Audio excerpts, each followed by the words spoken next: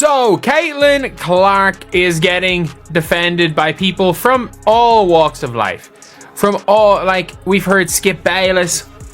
We've heard the biggest sports people in the world be out here defending the number 22 from Iowa. But now we have got Dan Patrick defending her. The WNBA is buzzing again, but not for the right reasons, following Caitlin Clark's Time Person of the Year award. Dan Patrick just brought attention to this odd predicament, and his analysis is both amusing and spot on. In essence, he's asking the WNBA, hey, do you realize success is a good thing, right?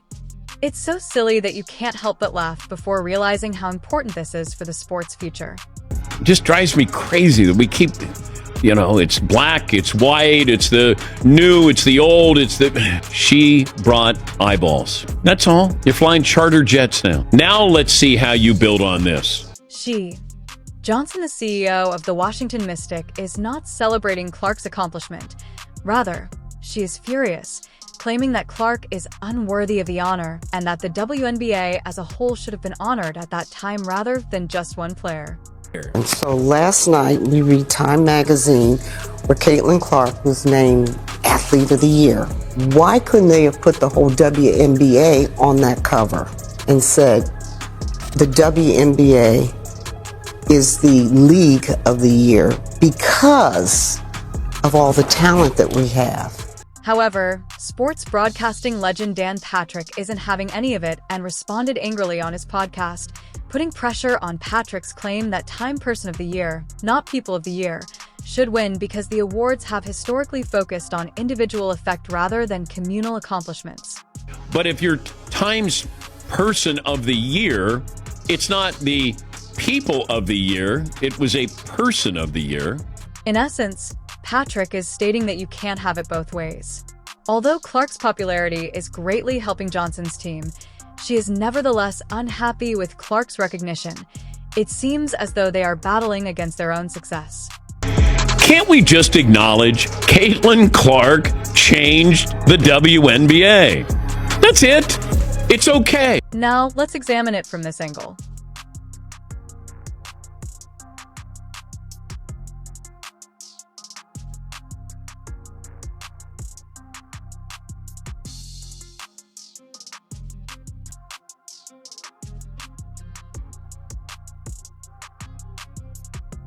Have you gotten that? Even if Time magazine adopted Sheila Johnson's suggestion and put the entire WNBA on the cover, with Caitlin Clark at the center, praising how she changed the league, she would still complain. It's difficult not to see this resentment as having racial roots. If the NBA were opposing something that is obviously beneficial to the league, you wouldn't hear a word. What's behind this backlash against a player who is attracting new fans and more attention than ever before? Dan Patrick isn't backing down. He's defending Caitlin Clark, emphasizing that she changed the WNBA. It's that simple, and a win for the league, even if some won't admit it. He's not saying we should forget the accomplishments of women before Clark, but let's acknowledge her impact.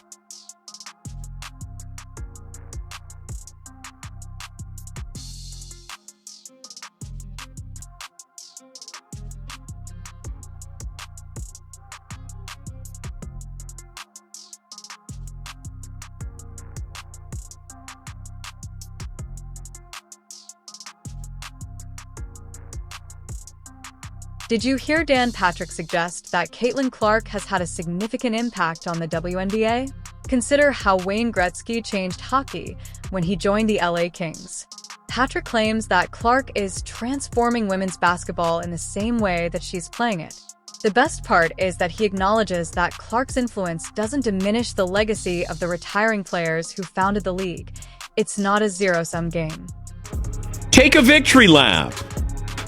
You don't have to go, oh my God, these people are mad, or this person's mad, or this group is mad. However, Patrick isn't pulling any punches when he suggests that some WNBA players aren't thrilled about a white girl being the face of their success. He's pointing out that while the league is winning big time with Clark, some people seem to have a problem with how they're winning. It's as if they had a specific vision of success, and Clark doesn't fit that mold. That's all. The league won. But every time we think there's a win, there's somebody who brings something else up. For a moment, consider this. The league is receiving more attention, more viewers, more everything, but instead of celebrating, some people are complaining. Does it make sense to you to score the game-winning shot in the finals and then get upset because your favorite player didn't score it? It's like the league is winning, but the league doesn't want to win. The league only wants to win if they win in their way. They don't want to, like, they're not happy winning unless they win in the exact way that they've always wanted to win. It becomes even better. Patrick reveals that WNBA teams are now operating privately because of the money Clark brings in. So even though they are profiting from her success, they're still attempting to minimize her influence. Dan Patrick isn't done yet, though, because his co-host just revealed something shocking that will completely alter your perspective on the Clark situation. He's not claiming that there weren't outstanding players before Clark. We all know that the WNBA had some amazing talent. However, the truth is that nobody has made a bigger impact than Caitlin Clark. To put it simply, she is a phenomenon. It's the Cleveland Cavaliers 2016. Let's just say there's a rift in the team. Half the team are half the team are LeBron's boys, half of them are Kyrie's. And they only want to win if their guy is the one that hits the shot. So Kyrie hits the shot, and instead of celebrating with a championship, LeBron's team are like, they come out in the press conference to be like, you know what? No, Kyrie should not have taken that shot. It's actually bad. It's actually bad. We don't care about winning. Kyrie took the shot instead of us. It's like, no, but you just won a championship. Dan Patrick is digging down on this argument. You know how occasionally a player just comes along and just changes everything? That's Clark. She's not just excellent. She's incredible. She's changing the game. Patrick is advising the WNBA to embrace and grow upon Clark's influence rather than merely accepting it.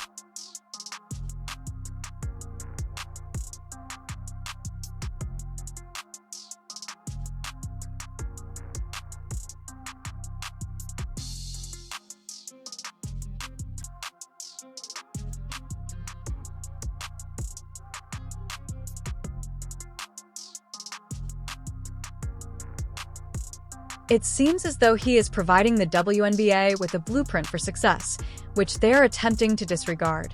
Before he did, let's discuss what Gretzky accomplished for hockey in the southern United States. Hockey was mostly a northern sport until he moved to Los Angeles, at which point everyone took notice. He not only made the sport better, but he also increased its audience, attracting new markets and opportunities. Recall the Washington Mystics game, the one that was owned by Clark's worst critic. Take a listen. I don't know. You keep chipping away at it, and it shouldn't be. You should reinforce what you've built. You're building around it. New franchises. That's because of her.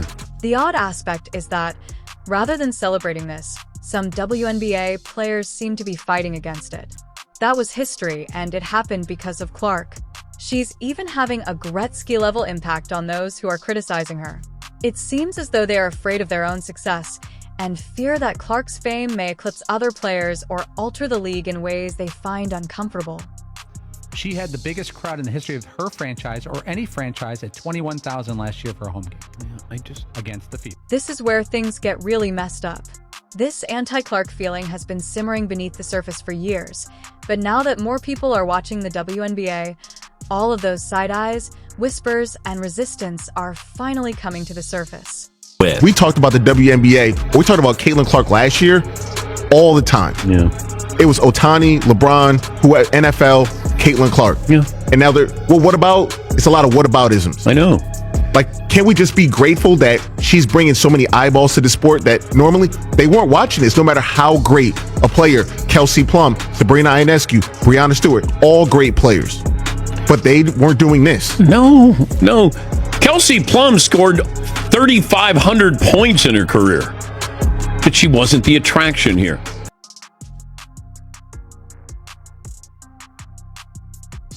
If you looked back 3, 4, 5 years ago, this type of stuff was always happening. It's just nobody cared enough.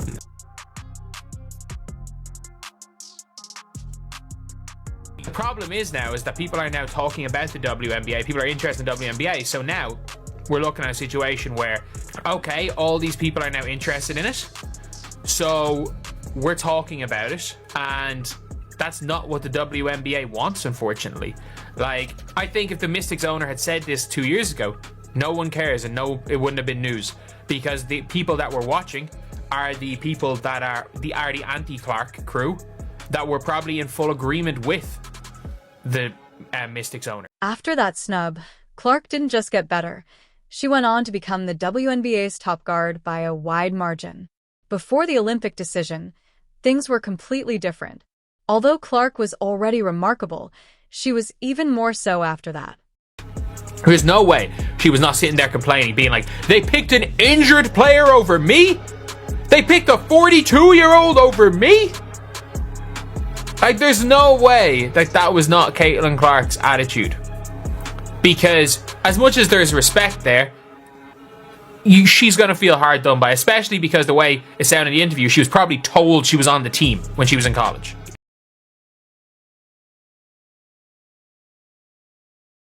Like, let's be real. There is no way that Caitlin Clark did not privately, like, with everything you know about Caitlin Clark, there is no way the competitiveness of Caitlin Clark privately, she was not sitting there. Like, we heard her immediately say to Chrissy Sides they woke up a monster. And from that point onward, she was the best guard by 100 miles in the WNBA. However, what's truly remarkable about Clark is not just her numbers, but also the way she handled the entire circumstance. You would expect someone in her position to be upset or complain about not making the team, but Clark chose to take the high road and stated that she only wants to be on the team based on merit and not for publicity. Can you believe that in a world where everyone is quick to play the victim, Clark is standing tall and saying, "I'll earn my spot"? That's the kind of attitude that makes good players into legends.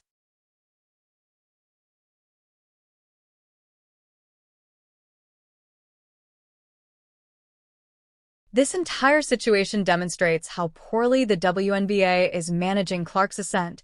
They had the opportunity to accept her and make her the Olympic team's face, but they passed her over instead, and now they're witnessing her dominance.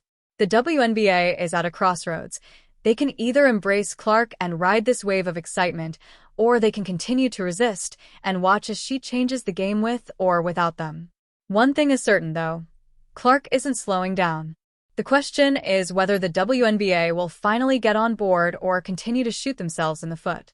The league is attracting fans and attention like never before.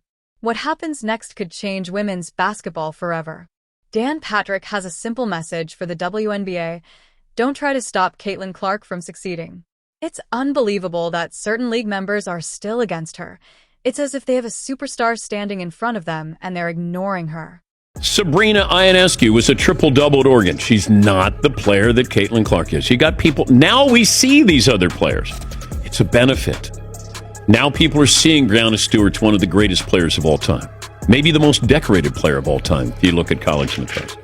It's an advantage. It's a plus. The WNBA is currently at a crossroads and has two options. It's not rocket science, right? You have a player who is attracting fans, increasing ratings, and changing the game. Why wouldn't you want to ride that wave? What comes next could forever alter women's basketball. Are you prepared for it? The WNBA has a chance to reach a level of awe they have never experienced before, but it all depends on how they handle Clark. Will they finally embrace her star power, or will they continue to fight against their own success? There is no doubt that women's basketball will have an exciting future, and Clark will be in the forefront of it all.